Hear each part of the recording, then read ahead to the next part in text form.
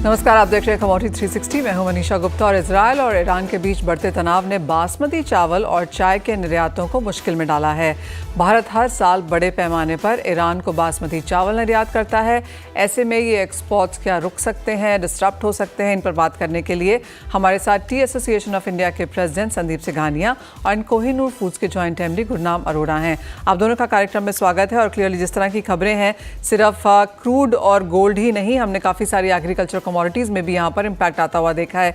गुरनाम जी, सबसे पहले आपसे जानना चाहेंगे कितना हम एक्सपोर्ट करते हैं और क्या इमीडिएट डिस्ट्रप्शन यहाँ पर देखने को मिली है? बात जब से ये वॉर शुरू हुई है तब से मार्केट जो हैं वो थोड़ी डाउन टूवर्ड्स चल रही हैं। और वैसे इस साल हमारा एक्सपोर्ट तो काफ़ी बड़ा है, लेकिन ईरान के साथ और इराक अभी इस समय दोनों डिस्टर्ब्ड हैं। और इस समय शिपमेंट्स वगैरह जो हैं, क्योंकि उसकी हमारे को इंश्योरेंस नहीं मिलती वॉर की ईरान के लिए, तो इसलिए अभी सब जो हैं सस्पेंडेड हैं। तो सब लोग वॉच कर रहे हैं कि क्या सिचुएशन बनती है, उसके बाद ही कुछ फैसला कर पाएंगे। एज ऑफ नाउ इमीडिएट में जो शिपमेंट्स हैं या जो चर्चा है या कॉन्वर्सेशन है, नेगोशिएशंस हैं, वो क्या रुक गए हैं कम्प्लीटली? जी, फिलहाल तो वॉर का सीन बना हुआ है, वॉर हो भी रही है, तो इसलिए कोई आदमी रिस्क नहीं लेना चाहता। लेकिन जितने भी लोग ईरान में हैं, सब ने इंश्योरेंस दिलवाई है कि जिसके जिसके भी पैसे हैं सबको मिलेंगे, घबराने की जरूरत नहीं है। तो ये इंश्योरेंस तो उन्होंने दी है। अच्छे व्यापारी हैं और सालों से काम कर रहे हैं हमारे साथ। लेकिन फिलहाल तो जो है वो शिपमेंटें रुक गई हैं। Gurnam ji, just to make a sense कि हम क्या नंबर्स की यहाँ पर बात कर रहे हैं? यूजुअली हम ईरान इराक को सालाना कितना एक्सपोर्ट करते हैं? दोनों को मिला के तकरीबन 2 मिलियन टन के आसपास हम कर देते हैं। एक्सपोर्ट हो जाती दोनों ईरान और इराक को मिला के। और इस साल क्या करने की उम्मीद है अगर ये थोड़ा लंबा चलता है? यूजुअली मार्केट्स ये बिलीव कर रही हैं कि बहुत लंबा नहीं चलेगा और शायद हफ्ते 10 दिन 15 दिन में कुछ निकाल आ जाएगा। लेकिन किस तरह की तैयारी है? जैसे आपने कहा कॉन्वर्सेशंस हैं, एश्योरेंसेस भी यहाँ पर हैं, लेकिन क्या इसे डिस्टर्ब इम्पैक्ट होता हुआ देखते हैं आप? बिल्कुल डिस्टर्ब हो रहा है इस समय। आप देखिए, जब से ये वॉर शुरू हुई है कम से कम 5-6 रुपए किलो की मंदा आ गया मार्केट में। जो चीज 75 रुपए में थी वो आज 69-70 में मिल रही है। तो उसका इम्पैक्ट तो आ ही गया है, लेकिन ये सब डिपेंड करेगा कितना लंबा चलता है ये।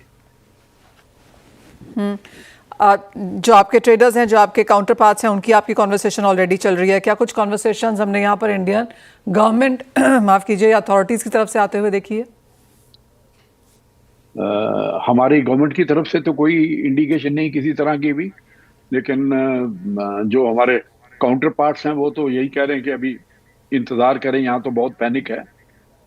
लोग बहुत जबरदस्त अटैक आया है उनके ऊपर भी। तो सब लोग सबसे पहले तो जान बचाएंगे, उसके बाद व्यापार की बात होगी। और इतना स्टॉक तो रहता ही है हर कंट्री में कि 2-3 महीने निकल जाएं तो कोई दिक्कत नहीं आती।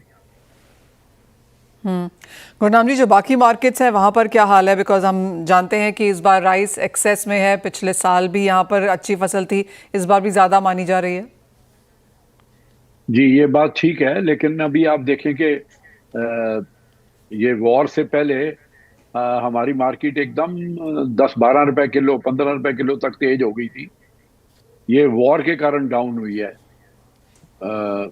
व्यापार जो हो रहा था वो काफी मार्केट ऊपर हो गई थी और उसके कारण थोड़ी सी डिमांड कम हुई थी।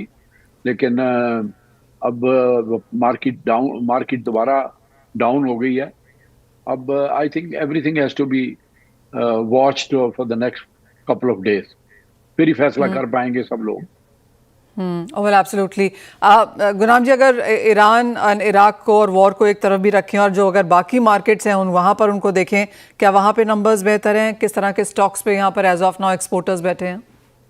वहाँ तो नॉर्मल है सब। बाकी मार्केटों में, यूरोप में, अमेरिका, कनाडा में, मिडिल ईस्ट के बाकी जैसे दुबई है, कुवैत, मस्कत, ये नॉर्मल हैं। इसमें जो भी माल जाता है उसी तरह जा रहा है, कोई लंबा चौड़ा फर्क नहीं है, लंबा चौड़ा फर्क नहीं है, कोई उसी तरह जा रहा है। Fair point. गुरनाम अरोड़ा जी, बहुत शुक्रिया साथ जुड़ने के लिए। तो क्लियरली नंबर्स कम आते हुए नजर आए हैं। 2 मिलियन टन एक बड़ा नंबर है जो ईरान इराक को जाता है। 5 से 6 रुपए प्रति किलो के प्राइसेस ऑलरेडी यहाँ पर गिर चुके हैं और आगे किस तरह के हालात रहते हैं, स्थिति कैसी है, कितनी लंबी चलती है, उसके ऊपर यहाँ पर मार्केट्स डिपेंड करेंगे। एज ऑफ नाउ हम जानते हैं कि ये दूसरा लगातार ऐसा साल है जब चावल का उत्पादन ज़्यादा हुआ है, अच्छी खासी क्वांटिटी में मार्केट्स बैठे हैं, भाव चढ़ने ही शुरू हुए थे और सडनली यहाँ पर ये इवेंट हुआ है जिसका सीधा इम्पैक्ट हमने प्राइसेस में आता हुआ देखा भी है। ये तो बासमती राइस एक्सपोर्ट्स की बात हुई है। कुछ ऐसी खबर और ऐसी ही डिस्ट्रप्शन हमने यहाँ पर चाय के मार्केट्स में भी आते हुए देखी है। संदीप जी, कैसे देखते हैं आप मार्केट्स, यहाँ पर किस तरह का डिस्ट्रप्शन है? और जैसे गुरनाम जी हमें बता रहे थे कि डिस्ट्रप्शन है, काम बिल्कुल बंद है, शिपमेंट्स रुक चुकी हैं, क्या कुछ यही हाल चाय का भी है? नमस्कार मनीषा जी, सिचुएशन ऐसा ही है कुछ। फॉर द टाइम बीइंग अभी war is at very advance stage और हर दिन हमें न्यूज़ मिलती रहती है, तो उसका impact for the time being definitely exports पे आया है। हम लोग करीब 40 मिलियन ऑर्थोडॉक्स चाय ईरान को डायरेक्टली और इनडायरेक्टली एक्सपोर्ट करते हैं। उसमें for the time being temporary setback आया है। Payment concerns are also rising, but we have been assured that this will be taken care of by the government. Commerce ministry भी इस चीज़ में लगी हुई है कि कैसे इसको जल्द से जल्द ही इसको एक नॉर्मल रूप में लाया जा सके। और कितना परसेंटेज जो हम चाय एक्सपोर्ट करते हैं उसका इस एरिया में जाता है? जैसे 250 मिलियन करीब हम लोग चाय टोटल साल में एक्सपोर्ट करते हैं, जिसमें 40 मिलियन ईरान को जाता है और 40 मिलियन इराक को जाता है। So all together we are talking about 80 million kgs to Iraq and Iran. Oh well, absolutely. And prices कैसे देखते हैं संदीप जी, वहाँ पर क्या इम्पैक्ट है? Prices were buoyant till the time this war erupted. लेकिन हमें आज के दिन सिचुएशन ये है मनीषा जी कि इंडियन ऑर्थोडॉक्स चाय की फैंसी बढ़ रही है, पर्टिकुलरली नॉर्थ मिडिल ईस्ट में। तो इसका बहुत अच्छा इम्पैक्ट हमको लास्ट ईयर देखने में मिला, जब last to last year 35 million चाय एक्सपोर्ट हुई थी ईरान में, और जो कि लास्ट ईयर 40 मिलियन पे लैंड की। सो वी वर एक्सपेक्टिंग कि इस साल और बेहतर एक्सपोर्ट्स होंगे, but I think this is a temporary setback. पूरी दुनिया लगी हुई है कि ये वॉर को फर्दर एस्केलेट ना होने दे। So hopefully things will be under control and very soon will bounce back. ये तो बात ईरान इराक की हुई, बट अगर हम ओवरऑल मार्केट की ही यहाँ पर बात करें तो इंडियन मार्केट्स में किस तरह के प्राइसेस हैं, कैसी अवेलेबिलिटी है, और क्या आप एक्सपोर्ट्स के दूसरे यहाँ पर डेस्टिनेशंस देख रहे हैं? एक्सपोर्ट के डेस्टिनेशन में Russia is picking up, even European countries are showing lot of interest in the Indian teas. So export market is growing. जैसे मैंने आपको कहा कि लास्ट ईयर करीब 10% एक्सपोर्ट में बढ़ोतरी हुई थी। सो इस साल भी वैसा ही कुछ ट्रेंड देखने को मिल रहा है। जैसे मैंने ये भी कहा आपको कि Indian T is catching up the fancy in the world. So we are very buoyant about the export prospect of Indian tea.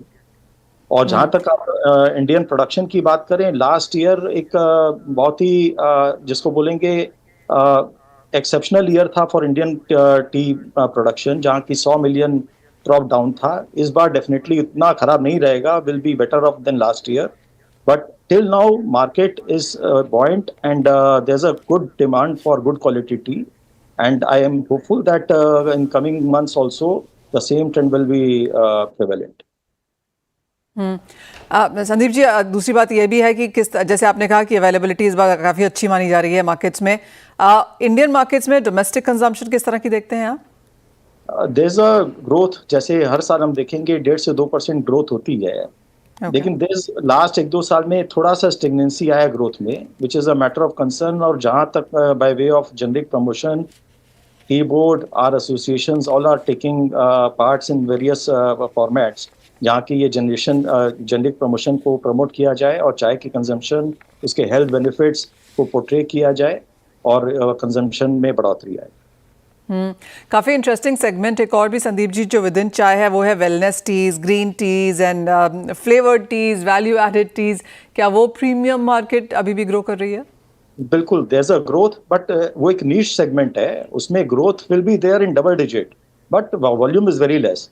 It will take its own time to catch up, but I am very hopeful this segment is going to be far buoyant than the normal segment, because आज की जो young generation है, they treat it as a aspirational drink.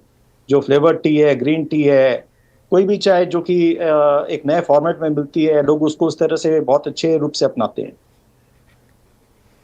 Point taken. Sandeep ji, बहुत शुक्रिया साथ जुड़ने के लिए एंड बहुत स्पॉटिंगली सारे सवालों के जवाब भी देने के लिए। तो क्लियरली कंसर्न्स हैं, फिर चाहे वो बासमती राइस है या फिर टी है, लेकिन एश्योरेंसेस भी काफ़ी सारी हैं, चाहे वो इंडियन गवर्नमेंट से हैं या फिर काउंटर पार्टी से हैं ईरान इराक में, कि पेमेंट्स क्लियर कर दी जाएंगी और वापस से यहाँ पर ट्रेड बढ़ेगा भी आगे जाकर। नियर टर्म अनसर्टनिटी का इम्पैक्ट ऑफकोर्स हमने दोनों ही कमोडिटीज़ में यहाँ पर आता हुआ देखा भी है। वेल, इसी के साथ एक ब्रेक के लिए भी रुकेंगे। जब लौटेंगे तो हमारे एक्सपर्ट्स जुड़ेंगे हमारे साथ, उनसे लेंगे ट्रेडिंग स्ट्रैटेजीज।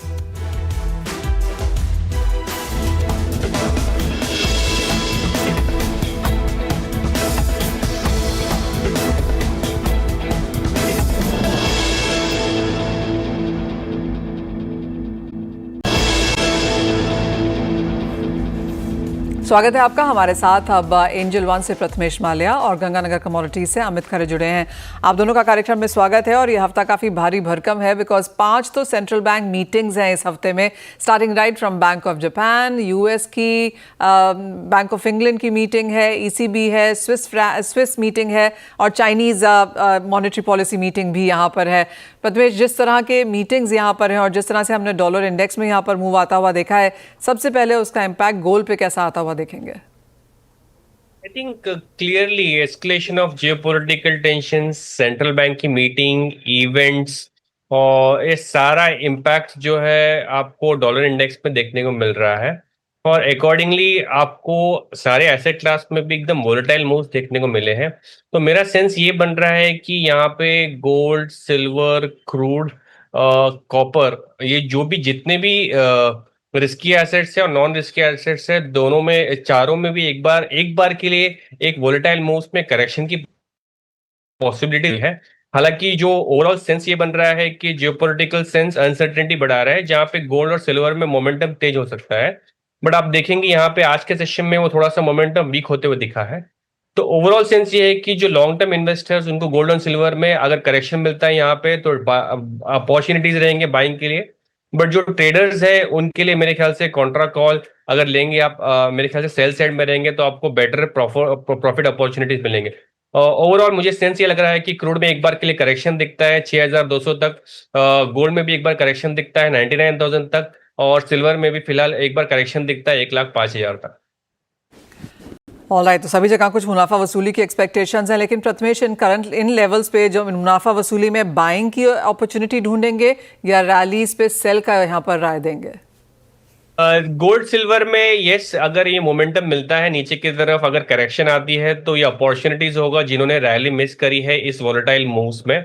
बट ये उन्हीं के लिए है जो थोड़े से लंबे टाइम फ्रेम के लिए गोल्ड और सिल्वर में एज अ वैल्यू बाइंग देखना चाहते हैं। अगर आप एज ए ट्रेडर है तो फिर आपको मेरे ख्याल से वोलेटिलिटी के हिसाब से आपको स्टॉप लॉसेस डिफाइन करने होंगे।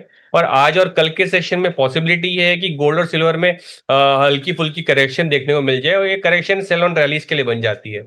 सिमिलरली क्रूड के लिए अगर आप मुझे पूछेंगे कि ये जियोपॉलिटिकल एस्केलेशन की वजह से रिस्क प्रीमियम बढ़ गया है, बट एक्चुअल सप्लाईज में तभी इंपैक्ट हो सकता है जब स्ट्रेट ऑफ हॉर्मुज में वहां पे कुछ एक्शन आता है ईरान की तरफ। बट फिलहाल के लिए ऐसे कुछ दिखाई नहीं दे रहा है। तो जब तक सप्लाई जो है वो वहां पे डिफिकल्टी नहीं आती है, तब तक आपको क्रूड में जो मोमेंटम आना था वो आ चुका है। आज के सेशन में और कल के सेशन में पॉसिबल है एक बार करेक्शन की अपॉर्चुनिटी मिल जाए। बेहतर है आप ऑप्शंस के जरिए ट्रेड करें। अगर आप फ्यूचर्स में ट्रेड कर रहे हैं तो एक बार के लिए 6150 आपको क्रूड में देखने को मिल सकता है। ऑफ कोर्स एक बहुत बड़ा नीजर्क रिएक्शन हमने फ्राइडे को आता हुआ देखा था और आज एशियन मार्केट्स में कुछ खरीदारी के साथ कच्चा तेल जरूर खुला था, लेकिन उसके बाद यहाँ पर होल्ड नहीं कर पा रहा है। अमित, आपको भी लगता है कि जो तेजी आनी थी, जो नीजर्क रिएक्शन था, मार्केट्स देख चुका है? अब अगर कोई बड़ी डेवलपमेंट है और जैसे प्रथमेश ने कहा, जब तक ऑयल फैसिलिटीज पे कुछ नहीं होता, स्ट्रेट ऑफ हॉर्मज यहाँ पर बंद नहीं होता, जो आज तक कभी नहीं हुआ, उसको काफी बार थ्रेटन जरूर किया गया है, तो आपको भी लगता है तेजी बन चुकी है?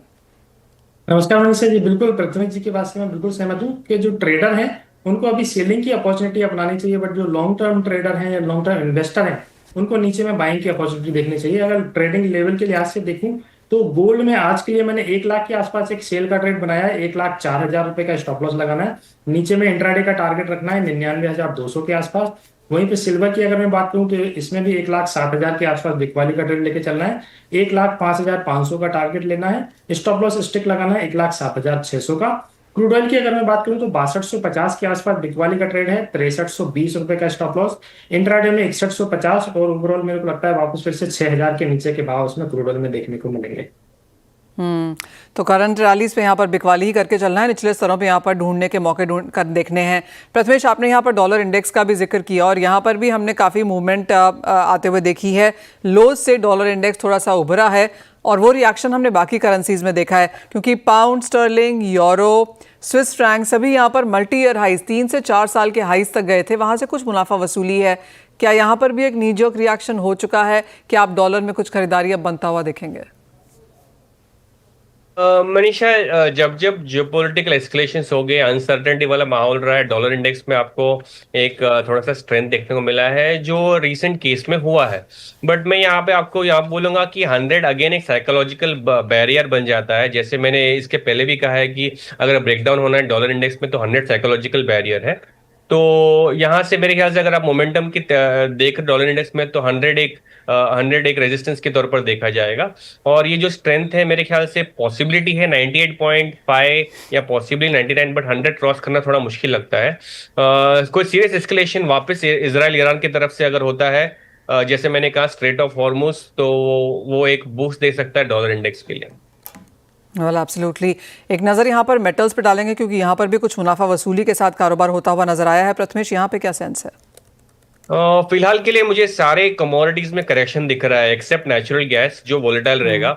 बट अगर मुझे आप बेस मेटल में पूछोगे तो कॉपर 880 के आसपास ट्रेड हो रहा है, तो ये बिकवाली की सलाह रहेगी। नीचे में 870 के आसपास से करेक्शन दिख रहा है। वैसे एल्यूमिनियम और जिंक में भी मुझे नीचे की तरफ का ट्रेड दिख रहा है और जिंक जो है अराउंड 246 247 तक नीचे की जाने की उम्मीद कर सकते हैं। तो ओवरऑल सेंस में कमोडिटीज में फिलहाल किसी भी काउंटर में बाई नहीं है एक्सेप्ट नेचुरल गैस, वो भी आपको पुट के जरिए कॉल के जरिए बाय करना है, जहां पे 315 की स्ट्राइक का कॉल लेंगे तो ज्यादा बेटर है। 12 रुपए के प्रीमियम मिलेगा आपको, ये 8 रुपए का स्टॉप लॉस रहेगा, टारगेट 20 रुपए के लिए रहेगी। नेचुरल गैस में 4% की तेजी है, लेकिन बाकी सभी कमोडिटीज में गिरावट है और बाइंग अपॉर्चुनिटी भी वहीं पर निकल के आ रही है। मॉनसून लेकिन वापस लौट चुका है और हमने एक रिवाइवल यहाँ पर आता हुआ देखा है। हमें जिसका एक रिएक्शन हमने यहाँ पर कमोडिटी मार्केट्स में भी बनता हुआ देखा है। यहाँ पर क्या करने की राय है? बिल्कुल, अच्छे मानसून की जैसे ही खबर आती है वैसे ही हमारे यहाँ का जो ग्वारचीट द्वारका है वो डाउन होता जाता है। और आज भी हम देख रहे हैं लगभग 1% के आसपास का जो है डाउनफॉल मार्केट में देखने को मिला है। बट मेरे को लग रहा है अभी रिसेंट में हल्का फुल्का करेक्शन रहेगा, बट नेक्स्ट मंथ से मेरे को लग रहा है ग्वारचीट द्वारका में एक अच्छा अपसाइड का मूवमेंट देखने को मिलेगा। बट ट्रेडिंग लिहाज से अगर देखा जाए तो दोनों ओवरसोल्ड जोन में है, डिमांड जोन के आसपास कारोबार कर रहे हैं। ग्वारचीट 5050 जुलाई वायदा लेने का भाव है, यहाँ पे खरीदारी करनी चाहिए। नीचे में 4980 का स्टॉप लॉस लगाकर ऊपर में 5250 तक के टारगेट रख सकते हैं। वहीं पे टीएमसी चार्ट पे काफी अट्रैक्टिव दिखाई दे रही है। 14,400-500 के रेंज में खरीदारी की जा सकती है। 15,300 रुपए का टारगेट रहेगा अगस्त वायदा और 14,000 रुपए का स्टॉप लॉस है। वहीं पे कुकुड कपास खली भी बहुत अट्रैक्टिव चार्ट पे लगाई दे रहा है। ओवरऑल 3400 का टारगेट है। जुलाई वायदा अभी 3200 के आसपास चल रहा है। 3150 के स्टॉप लॉस के साथ खरीदना है। वहीं पे जीरो वायदा में थोड़ा सा नरमी जारी रहेगी। मेरे को लग रहा है जुलाई वायदा नीचे में 18,800 18,500 के आसपास तक आ सकता है। तो उसमें 19,500 600 की रेंज में कहीं पे भी बिकवाली की जा सकती है 20,100 रुपए का स्टॉप लॉस लगा के। जी हाँ, कुछ मुनाफा वसूली यहाँ पर क्रॉस बोर्ड देखने को मिली है। जीरा है या फिर जैसे आपने बोला ग्वारसीड ग्वारगम में भी गिरावट है। कैस्टर काफ़ी समय तक एक पॉजिटिव क्यूज के साथ काम करता हुआ नजर आया था, लेकिन अगर हम मंथ ऑन मंथ यहाँ पर देखें, इवन वाईटीडी अगर अमित यहाँ पर देखें तो यहाँ पर भी अपने हाई से ही नहीं बल्कि नेगेटिव होता हुआ भी दिख रहा है।